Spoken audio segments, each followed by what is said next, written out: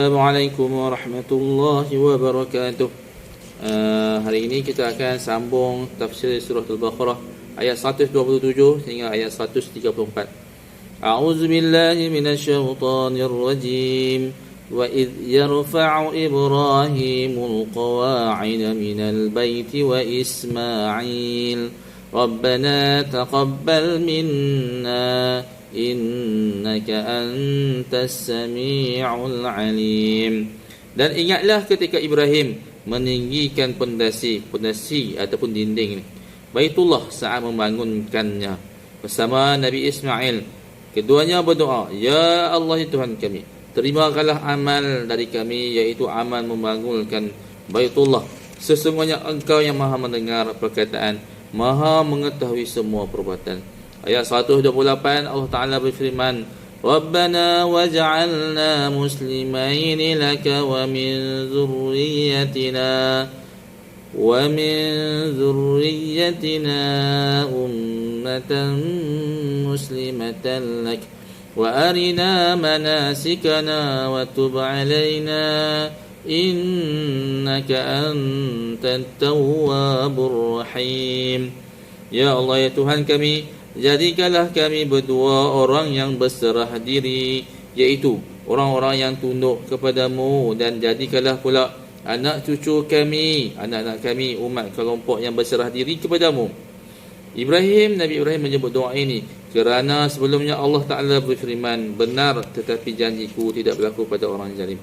Dan beritahukanlah kepada kami cara-cara melakukan ibadah haji kami, syariat ibadah kami ataupun haji, dan terimalah taubat kami, sesungguhnya Engkau lah yang Maha penerima taubat lagi Maha penyayang. Nabi Ibrahim dan Nabi Ismail memohon taubat kepada Allah, padahal keduanya maksum, terhindar daripada dosa. Permohonan ini menunjukkan sikap tawadhu sekaligus untuk memberi tauladan keturunan mereka berdua. Ini nabi-nabi semua bersifat maksum. Maksum ini merupakan pelihara Allah Ta'ala, memelihara setiap Nabi dan Rasul daripada melakukan kesilapan ataupun kesalahan. Sekiranya ada kesilapan, contohnya kepada macam Nabi Adam yang telah berbuat maksiat kepada Allah sekali, itu merupakan menjadi pengajaran kepada umat-umat yang akan datang. Okey, kalau ada Nabi berbuat silap, itu bukan silap, bukan silap secara mutlak pada Nabi itu, tetapi kesalahan itu menjadikan pengajaran kepada umat-umat yang akan datang. Okey, kalau kita tidak bersifat maksum, kita ni terdedah daripada perbuatan dosa. Yang ni kita kena sentiasa bertaubat kepada Allah, melazimi istighfar. Nabi Muhammad pun beristighfar sehari 70, ada riwayat mengatakan sehari 100 kali, astagfirullahalazim. Jadi kita sebagai umat Nabi Muhammad kenalah melazimi istighfar. Mudah-mudahan Allah Ta'ala mengampunkan segala dosa kita, dan kita akan kembali kepada Allah dengan keadaan yang suci, bersih daripada dosa dan maksiat. Allah terima amalan-amalan kita, insya-Allah. Pada ayat 129 Allah Ta'ala berfirman, Rabbana wab'ats fihim rasulan minhum yatlu 'alaihim ayatik wa yu'allimuhumul kitaba wal hikmata wa yuzakkihim innaka antal azizul hakim. Ya Tuhan kami, utuskanlah di tengah mereka, iaitu penduduk Baitullah, seorang Rasul dari kalangan mereka sendiri, dari golongan mereka sendiri. Dan Allah telah mengabulkan doa Nabi Ibrahim ini dengan diutuskannya Nabi Muhammad SAW yang akan membacakan kepada mereka ayat-ayat-Mu, yakni ayat Al-Quran, dan mengajarkan kitab Al-Quran dan hikmah kepada mereka, yakni hukum-hukum yang terdapat di dalam Al-Quran, dan mensucikan mereka, memisahkan mereka daripada kesyirikan. Sungguh Allah, Engkaulah yang Maha Perkasa, Maha mengalahkan, Maha bijaksana dalam segala perbuatannya. Pada ayat 130 Allah Ta'ala berfirman, ومن يرغب عن ملة إبراهيم إلا من سفه نفسه ولقد اصطفيناه في الدنيا وإنه في الآخرة لمن الصالحين.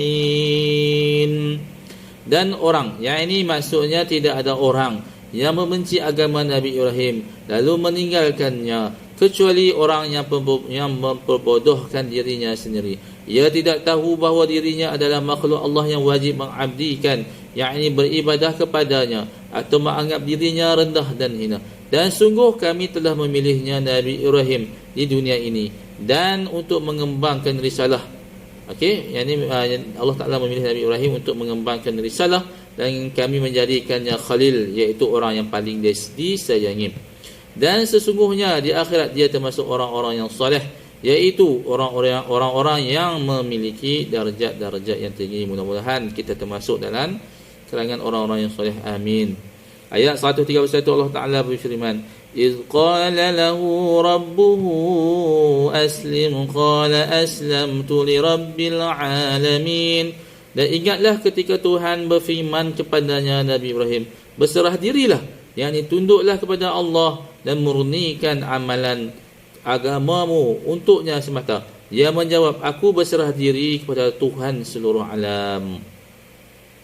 وَوَصَّى بِهَا إِبْرَاهِيمُ بَنِيهِ وَيَعْقُوبَ يَا بَنِيَّ إِنَّ اللَّهَ اصْطَفَى لَكُمُ الدِّينَ فَلَا تَمُوتُنَّ إِلَّا وَأَنْتُمْ مُسْلِمُونَ. Dan Nabi Ibrahim mewasiatkan, ada yang membaca aswa, ucapan itu yakni wasiat agama, kepada anak-anaknya. Demikian pula Nabi Yaqub seraya berkata, wahai anak-anakku, sesungguhnya Allah telah memilih agama ini untukmu, yakni agama Islam. Maka janganlah kamu mati kecuali dalam keadaan Muslim. Ayat ini merupakan larangan meninggalkan Islam, sekaligus perintah ini untuk berpegang teguh padanya sehingga datanglah kematian. Mudah-mudahan kita mati dalam keadaan beriman kepada Allah sehingga akhir hayat. Kita mempertahankan Islam, mempertahankan akidah kita sehingga akhir ayat, insya-Allah, mudah-mudahan. Ayat seterusnya, ayat 133 Allah Ta'ala berfirman, am kuntum syuhada'a idh hadara Ya'qub al-maut idh qala li banihi ma ta'buduna min ba'di قالوا نعبد إلهك وإله آبائك إبراهيم وإسماعيل وإسحاق إلها واحدا ونحن له مسلمون. Ketika Yahudi berkata kepada Nabi Muhammad SAW, bukankah engkau tahu bahawa Yaqub saat akan wafatnya berwasiat kepada anak-anaknya agar berpegang pada agama Yahudi? Lalu ayat berikut pun turun. Apakah kamu menjadi saksi? Apakah kalian hadir saat mau akan menyebut Nabi Yaqub? Yakni ketika dia berkata kepada anak-anaknya, apa yang kamu sembah sepeninggalanku, yakni setelah aku meninggal dunia nanti. Mereka menjawab, kami akan menyembah Tuhanmu dan Tuhan nenek moyangmu, yakni Nabi Ibrahim, Nabi Ismail dan Nabi Ishaq. Nabi Ismail disebut dalam jajaran ayah-ayah, yakni nenek moyang mereka, kerana nenek moyang mereka itu berkedudukan sama seperti ayah, iaitu Tuhan yang Maha Esa, dan kami hanya berserah diri kepadanya. Huruf Hamzah di awal ayat adalah kata tanda peringkaran. Artinya kalian tidak hadir, yakni kaum Yahudi itu tidak hadir pun pada saat Nabi Yaqub akan meninggal dunia.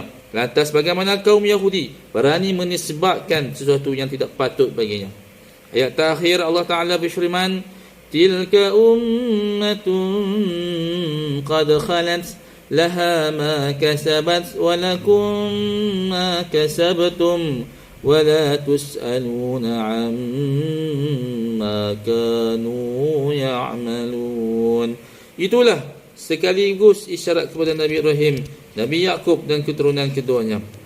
Umat yang telah lalu, baginya apa yang mereka telah usahakan dan perbuatan yang telah mereka lakukan, iaitu mereka akan mendapatkan balasannya. Lafaz ini adalah permulaan kalam, dan bagimu khitab ini untuk Yahudi, apa yang telah kamu usahakan, dan kamu tidak akan diminta pertanggungjawaban tentang apa yang dahulu mereka kerjakan, seperti halnya mereka tidak dimintai pertanggungjawaban atas amalan perbuatan kalian. Rangkaian kata ini menegaskan ayat sebelumnya, yakni setiap orang tidak bertanggungjawab terhadap perbuatan amal masing-masing.